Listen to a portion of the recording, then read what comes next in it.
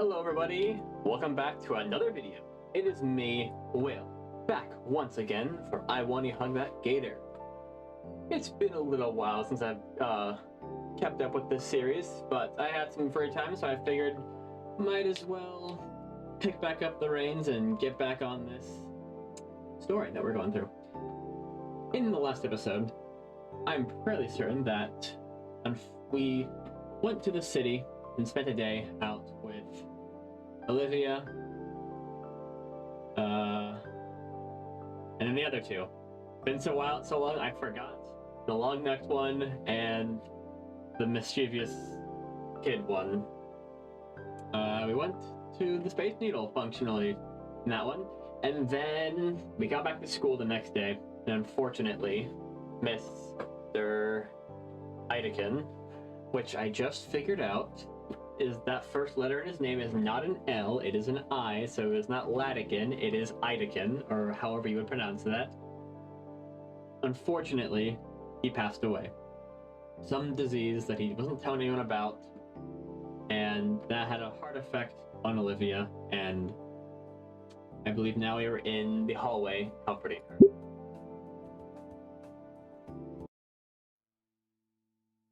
Let's go back a tiny bit. Right. Ben showed up to console her, wanting to do some sort of, like, celebration for Mr. Ideken. As the door clicks close behind me, I hear Olivia take a sharp, shuddery breath before turning to look at me. Her eyes are glossy and puffy at the edges. Trails of tears stain down her cheeks, and her expression is someone who doesn't want to believe that it's true, but knows deep down that it is. As I look at her, I feel my emotions come back twice as hard. No, I need to stay strong for her sake, damn it. Olivia, I try to find the proper words to say something to her. Anything that can give her any sense of comfort to ease the pain. When I feel my throat begin to tighten, like someone's hand is around my neck. I don't even notice that I'm crying until my vision becomes blurred with tears. Without thinking, I wrap my arms around the baryonyx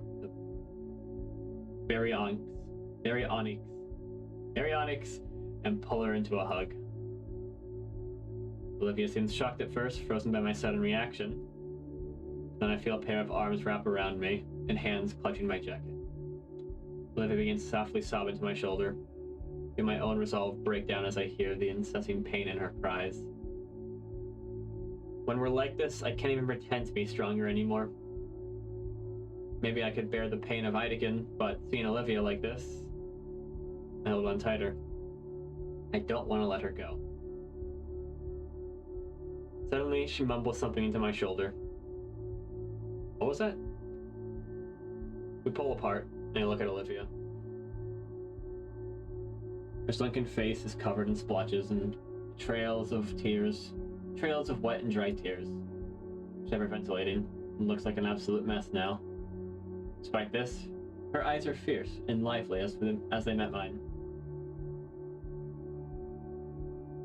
I need to do something. Right now? She doesn't respond, hurriedly rolling down the hall towards the elevator. Where would she? The fountain. The only place she could be going. Step forward to follow her, but stop. No matter how I try, I can't continue. This is Olivia's promise, not mine. I have no right to intrude into it like that. My hesitancy has robbed me of any choice in the matter. She went alone. I'm a fucking idiot. Alone? In this freezing weather? While she's going through this? What the hell was I thinking? I start my silent march through the halls, out of the building and into the frozen wilderness. It's cold out, freshly starting to snow. The world just feels so much smaller, muted, and colorless. Now is not the time. I must find Olivia. There's thin tire tracks in the thinly laid on snow pathing down the sidewalk. I follow them. The path is serene. The falling flecks of white make it feel like one of Olivia's landscapes. The fountain must be just around the corner. Oh god. Should have gone with her. Of course, this fountain is only accessible with stairs. Steps are tall and coated in a thin layer of ice, the death trap. Something rolls down and bumps in my shoe. One of Olivia's handles. My face flashes with heat, my blood runs cold. God, I can't lose two people in one day, please. I will myself to look up. 8 steps up.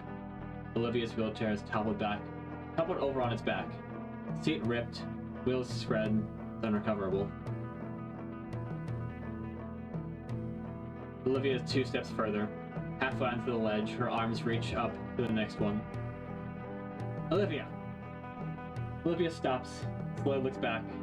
The look of shock and humiliation at being seen like this. She turns back and starts pulling herself to the next step. Damn it, Olivia. I take a step up and catch myself. I wonder if she's even got this far. When I find my balance, start marching up towards her. Her arm slips on the edge and she falls back. I caught her in my arms from behind. I didn't make it. Looks up at me, eyes filled with tears. Carefully step her down one of the steps. I carefully set her down on one of the steps. She hides her face in her palms. I failed Anakin. Olivia chokes back a sob. Just a stupid fucking... just a stupid fuck up. Fucking chair. And then continues to weep. I sit there and stare for a moment, trying to figure out what to do. I really haven't been in a situation like this. I'm a little shaking. Whether it's from the cold or her situation, I don't know. Instinctively, wrap my arms around her and pull her in close. Olivia shifts her body back accordingly, and we end up in an embrace. Her sobbing calms to just an occasional hiccup, and her body is no longer sapping the heat from me either. Sorry, Ego. Sorry for what? Everything. Being an asshole, being a failure, making you waste your time on me. I'm just awful. Don't say that. I love you. That's what I wanted to say. But now is not the time. Your friend, you know that. I'm here for you in the same way you're here for me. Olivia breaks away from our hug. Her face is tear-stained, but she isn't crying anymore. She's looking down at her chair. You have a spare at home? No. I look up the stairs towards the fountain, then back at Olivia. I can call Liz if you want. You can pick you up after we're done. We can worry about your chair then. You're not a failure, Olivia. We're getting you to that fountain. I reach my hand down towards her. Olivia's confusion erodes into a soft smile as she stares at my hand and then back to me. Come lower. Let me grab her shoulder. Done this a few times before. Leaning closer, Olivia pivots as the best as she can. Once more, she uses her tail as an anchor in place of her legs. Holding them up pretty well. Never considered it, but that tail must be pretty muscular. Oh, she looked angry there. Let's go. I want to make Idakin proud. I climb up the next step, planting my foot on solid ground. Olivia waits for me to stop before moving her tail up to the next step as well. Sort of like we're each on one leg. Simple enough. Only now occurs to me how close we are right now. By close, I mean practically cradling Olivia against my side. Another step. Eventually, we'll finally make it to the top. I managed to shuffle to the fountain. You can just put me down right here. Alright. I gently lower Olivia down and place her at the lip of the fountain. Just enough space for her to sit along the edge, one leg resting on top of and the other hanging off. Look into the still water in contemplation. My eyes follow her, focusing on the coins that have settled at the bottom of the fountain, though hard to see through the opaque ice. I've stuffed my hands in my pocket for warmth, feeling the skin of my knuckles start to split already. My fingers trace over the quarters I'd usually use for lunchtime drinks. Achoo! Powerful sneeze draws me from my meandering thoughts to see the Gator girl quivering on the cold concrete sea. Damn it. My jaw is clenched tight. bearing her sharp teeth to the world. Her nostrils flare with each other, with each of her breaths, the hot air creating puffs of visible mist. And her eyes are filled to the brim with a fiery rage and salty tears. I want to break the silence between us. Ask her for thoughts. She's deep within them, though, raging within her own mind. Finally having a moment to process everything that's happened. In the end, it's Olivia that breaks the silence, with a single, quiet, disdain-filled curse. Damn it. Her eyes shut, keeping her tears from falling. Damn it. A hiss seeps through her lips. I made it. I finally made it, but the thought goes unfinished.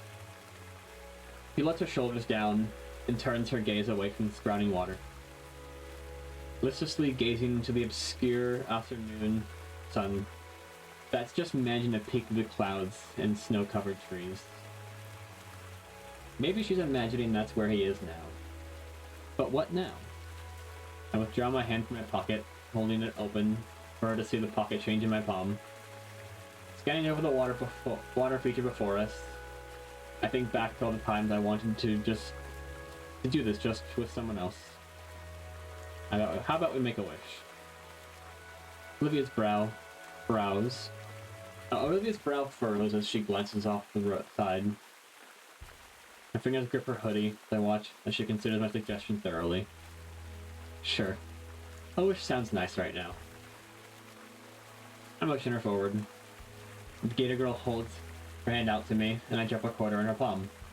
On 3. I nod in reply. 1, 2, 3. I wish for... Our twin coins flip through the air together. Watch as the coins spin skyward, crashing to the falling snowflakes. At their apex, the coins seem to pause, just to briefly touch one another. And with synchronizing plop, both of the quarters hit the water together. Leaning forward, I see the coins have even landed on the same side. Heads. Wonder if it'll double our chances of making our wishes come true or something. I let out a of amusement from Olivia's comment. So, the more I think about it, I sure hope it does. We stay there, looking into the fountain together in silence.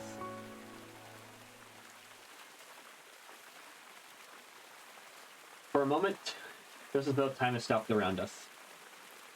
It's just me and Olivia experiencing this moment together. Don't let me forget what just transpired, what we were dealing with, what kind of feature the two of us were looking at. For this moment, though, none of those dreadful thoughts mattered. What matters right now is finding a small amount of peace, of solace. A little bit of calm before the storm that was inevitably coming. A harsh wind chill finally brings Olivia and I out of our thoughts. Hey, sorry for being super distant earlier. You have to apologize for that, Olivia. Everyone goes through these sort of things differently. I know, but I just feel bad. I know I'm not the only one who's sad that Eidekin is gone, but her pause makes me stop and turn around to face her. You can see it in her face. She's trying to form the words right now. Eidekin was the first person who I felt was a role model for me. He didn't just believe in me, he made me believe in myself. Not just for my art, but for being able to succeed in general. I knew that Eidekin meant a lot to her, but I never realized he meant that much to her. It wasn't anything he actually cared about. About my thoughts, about my dreams. I felt...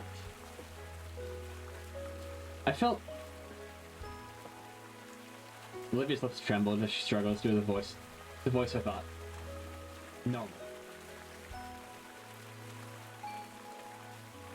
God, I probably sound stupid saying that. Shake my head in disagreement. You don't. Mr. Eidekin is important to me as well. It's okay, Olivia. I know how you feel. You gave me some of the best advice I'd ever gotten from anyone.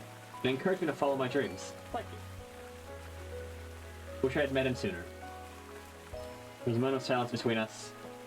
The air filled with a mix of sympathetic emotions. shared sadness for the passing of someone who made our impact on both of our lives, and a sense of thankful that he graced our lives. Guess we're both had our own issues, huh? Yeah, I guess so. First breeze of icy air sends a shudder down my spine. So what should we do now? Pat off the growing pile of snow on my shoulders and head.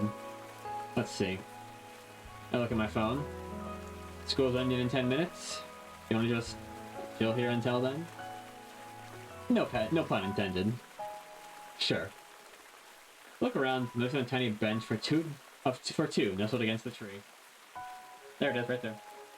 The Gator girl must have noticed, as she's already holding her arms out for me. I recall something. A certain pair of raptors. I kneel down, facing away from Olivia. I can feel the icy flakes melt off of me as Olivia leans against me again. Her powerful arms wrap around my shoulders, claw digging into my jacket. Fingers locked together to form a makeshift seat for her behind me. With my passenger secured, I make a beeline for the bench. Unless I get caught up in what I feel pressing into my back. Oh, there you go. She lets herself drop into the bench, uncaring for her landing. Taking a page from Olivia's book, I also drop uncaringly next to her. Just glad to have some form of shelter from the increasing snowfall. So here we are. Mission accomplished for Olivia.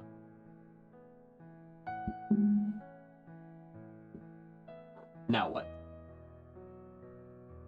My curiosity compels me to ask Olivia something.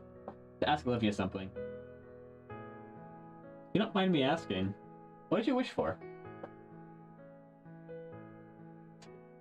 I don't think you can tell someone what you wish for, or else it won't come true. Superstitious side of myself says that she has a fair point, but I thought not push it any further. Just curious is all. We continue relaxing in the comfortable silence. I mean, I don't mind telling you if you tell me yours. What is that smile? I guess that's only fair. What did I wish for just now? I had to put in the words, not something specific. And they're a feeling that I kept coming back to. Back before I came to this school. I would have wished for something for more friends, or successful future, or to take back something embarrassing from the past. But now that I think about it, I didn't need to make a wish. That's too vague. I know, but I don't know how else to put it. Well, at least try. The best memories from the past months. This being outside in the freezing cold. No, not that. What do you mean then? I struggle to find the words without making myself sound stupid. You know, hung out a lot together, but it's not often that it's just the two of us. Just us. Yeah, it doesn't happen a lot. I wish it was like that more often. Rox's eyes go wide. Shoot. Maybe that came across too weird. I mean, I just want to get closer to you, you know? I watched the beginning of blush form on Olivia's cheeks. Wait. I don't mean it like that. I want to get to know you better.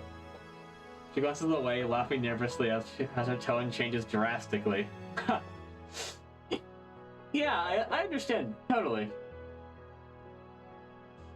I breathe a sigh of relief.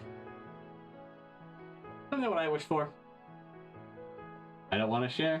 You don't want to share. You don't have to. No, I asked for yours. It's only right. I wished for... know what I want to wish for. I glance across the bench at her. Can't make any sense of anything right now. I want today to be over. Frozen. And have never happened all at once. No. I want today to be over, frozen, and to have never happened all at once. I want Eidekin back, but I don't want to just replace him with someone else. It's too late to start over again. She stops to wipe her eyes, but they're already dry. All I've ever wanted is for someone to be someone he would be proud of, but it just feels impossible. She looks away. I ended up picking something lame. Sorry. What's that? Olivia's still looking away, so I can hear her hesitation. Can't tell what she's thinking. Through that coin, and of everything racing in my mind, the one thought that stuck out the most was just... I want somebody I can trust. Did my face heat up from the words in her tone? Even with her head turned, I noticed a red flushing creeping across Olivia's face as well. I instinctively jerked my head the other direction. Shoot. What do I do now? We're both sitting motionless, neither daring to say another word. Listen closely. I can hear her heartbeat from here. She can probably hear mine as well. I don't even notice the cold anymore. Maybe we can just stay like this for a few weeks. No, don't be ridiculous. You need to tell her how you feel. I cleared my throat, searching for the words that wouldn't come. She just said she wanted someone to trust. I mean, you can trust me. Here's shuffling from Olivia. Damn it, I can't work up the nerve to turn my head towards her. My neck feels like a rusted hinge as I try to disobey my body and look at her through my periphery. Do you trust me? Despite my words, she nods her head vigorously, the blush growing dangerously bright. Well? I shift my body towards her on the bench. I trust you too. Suddenly she shakes her head a bit to bring herself back to reality. Maybe I can be honest with you then. You're silly. You're ridiculous. Maybe a little over-optimistic. You're thoughtful and adventurous. And you're willing to just take me with you. And you're so willing to just take me with you. You don't treat me any differently for this stupid thing. She lightly hits the armrest on the bench. I guess I stopped noticing at some point. Obviously you're like... So many words dance to the tip of my tongue. Like... My mouth and brain are at a standstill. One wanting to just blurt whatever while the other keeps it all in and disseminates it through the thoughtful manner. What comes out is...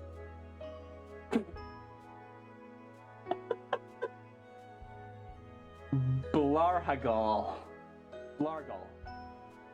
A furious snort rips from the Gator girl's nose, followed by peals of laughter. Out of embarrassment and shame, I cover my face with my hands. What was that? I curse my nerve as I protest her continued guttural guffles. Come on, I'm really trying. Snowflakes still managed to land on me. The snowflakes that managed to land on me melt away from the extreme heat radiating from my whole head. Olivia, English.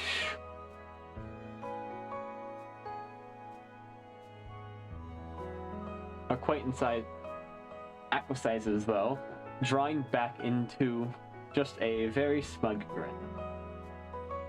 Okay. Take two, Inko. My head's temperature finally drops from the core of the sun to a more manageable volcano. Thanks, jerk. Seeing that small quirk of her own lips, I can't stop smiling. I stop a smile from growing on my face. I guess,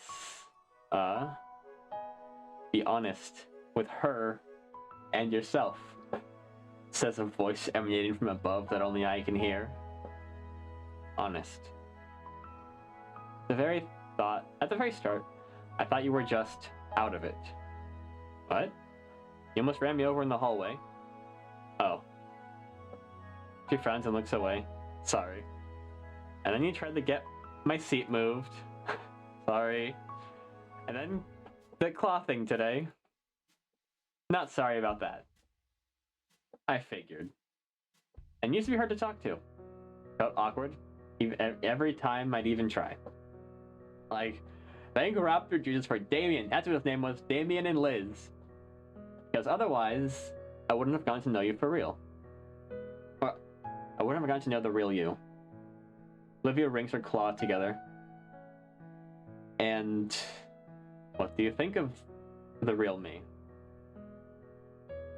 She's easily the most caring person I've ever known. I mean, yeah, she's a little selfish, and doesn't think ahead sometimes.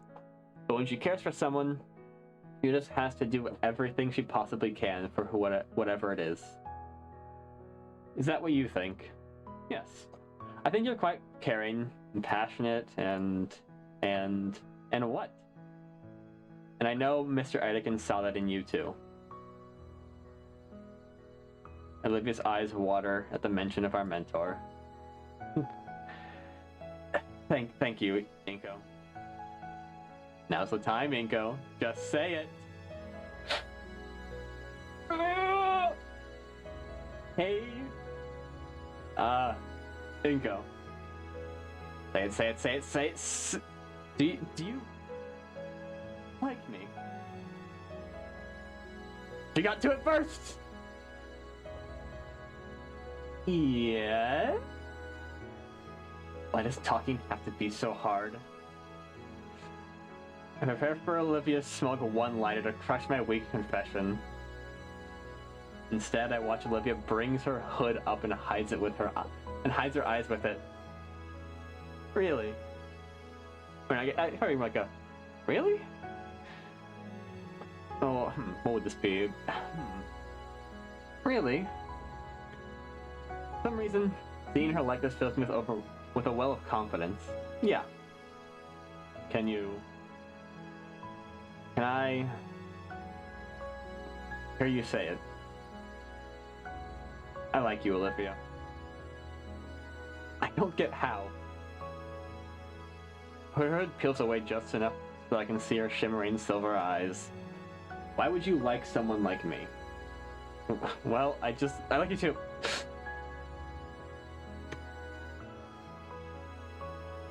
Olivia brings her legs to her chest, holding the limbs tightly to her. She breaks her hoodie hem over her legs, transforming herself into a crocodile-shaped igloo. An Olivia glue. An Olivia glue. An Olivia glue. Slippers was a bad idea. Oh crap, yeah.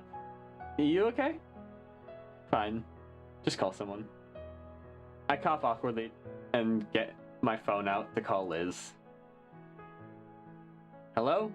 Enko, is that you? Aren't you supposed to be in class right now? Scalar let Olivia and I out early. Oh, okay. I was just told about Professor Eideken. Hope you're doing okay. Yeah, I'm alright. I'm with Olivia by the old park by the school. Our chair's busted and we're kind of stuck. There's a keening whine from a bundled crocodile next to me, her tail wrapping around her as if to hug herself. Broke? In this weather? Are you two okay?